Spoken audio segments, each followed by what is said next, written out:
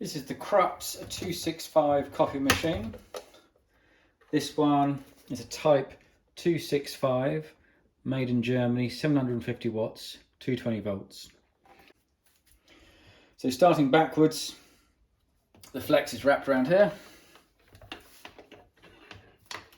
It has a European plug, this one. I can change it to a UK plug if you need be. I'll just cut it and slice in a new one. Let me know when you buy it. This is the clamp that keeps the high pressure water, hot water, under pressure. You can take the carafe out, and the carafe's in a number of pieces. You've got the shower screen here, so the water is injected through here and comes out of these holes. You can unscrew this and replace the seal and give it a wash in here because it can get dirty. This is the coffee holder with a filter paper in. I cut these papers out of just normal coffee filters using this lip here as a guide. So I push that down onto the paper on something soft, and you can just about see the indentation it leaves, and that's what you cut round. It's best to wet these before you put the coffee in, then put the coffee on top. That sits atop the carafe. There's a location pin here and another location pin there. That all hooks together. And then the water goes in here. I use hot water, it speeds up the process, and I think hot water comes out instead of a bit of cold to start with. So you put your hot water in here. There's a seal here that's removable to clean, and that creates the airtight vessel here, which pushes the water up here. In the bottom here, it's in this arm actually. Just down here you can see that rod coming up from the base. It comes up this arm and out of the hole up here. So the hot water, I think it goes in these holes or something, comes up that pipe and creates the pressure. Then it brews that. Now this is on, off. I think there should be an LED or a neon bulb in here. That's not working, but this is on, left on, right off. So I've wetted the paper. I've got 15 grams of fresh square mile coffee here, which I'm going to put in here.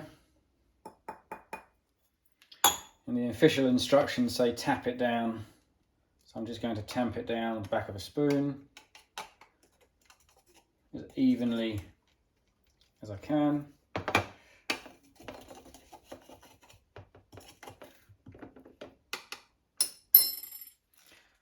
That sits atop the carafe, but first of all I'm going to weigh 250 grams of fairly hot water which just boiled.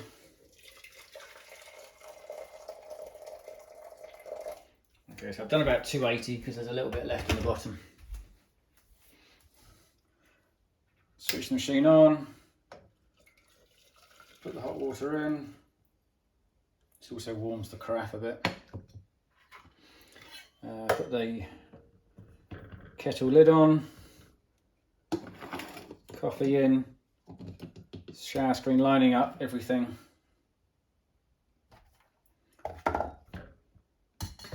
Into the coffee machine,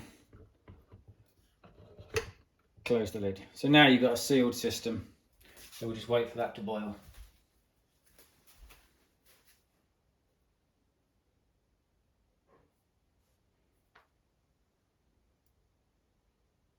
Guessing it's going to take 2 minutes, 3 minutes maybe.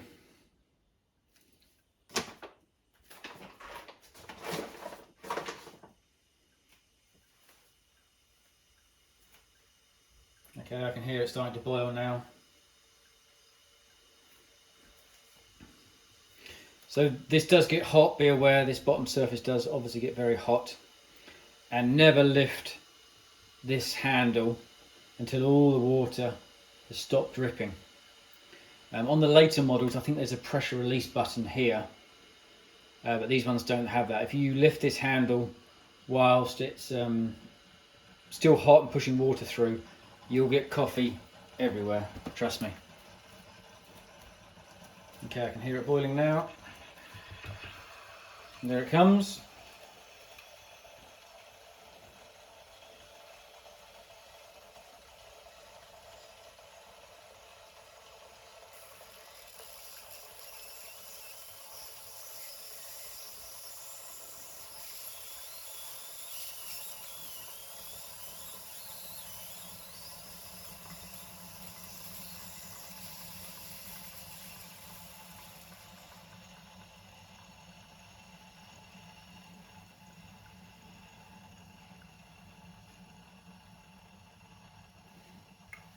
Okay, so you can leave it on, and this acts as like a heat plate just to keep the coffee warm if you've got lots of coffee you're drinking out over a period of time.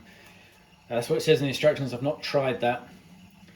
I tend, once it's stopped most of the flow, I turn it off, let it cool down a bit, let the pressure dissipate.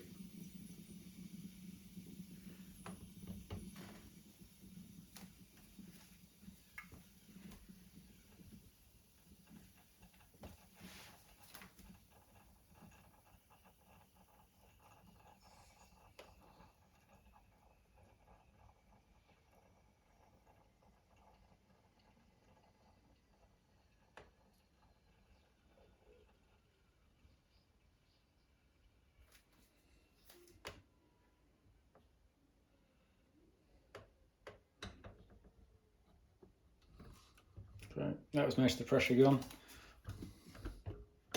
Just take it out. Shower screen normally has a bit of water in it.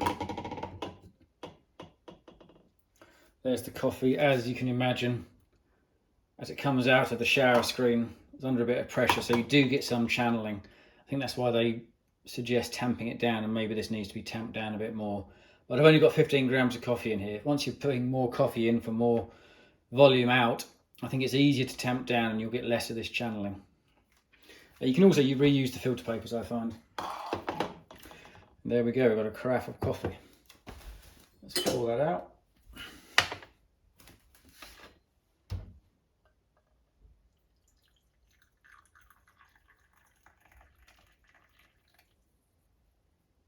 And there's not much residue in the bottom. Not many grinds at all, if any. No, I can't see any in that one. And that is the Krups 265 cafetiere drip, pressure drip, not quite sure what it's known as. Thanks for watching.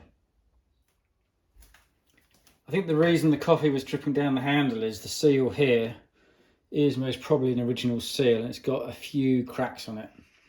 And with that fine grind that I had, I think the pressure, the water couldn't get through the coffee quick enough, and it was just squirting out of these tiny little hairline cracks.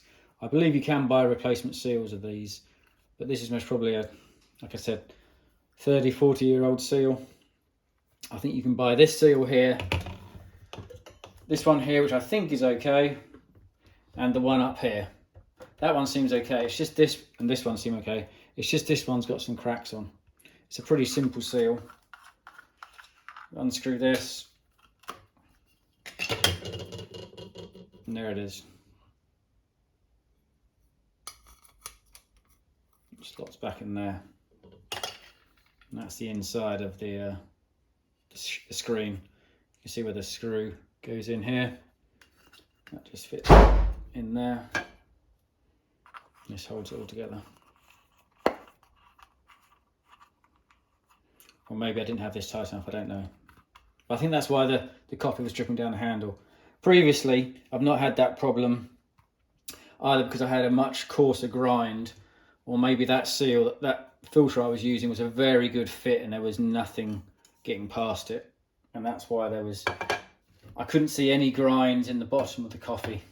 Previously, when I've done this, you do get a few grinds, but I think that's it. Gets past the paper, releases a bit of the pressure and doesn't come out the handle. So that could be the reason why. Okay, thank you.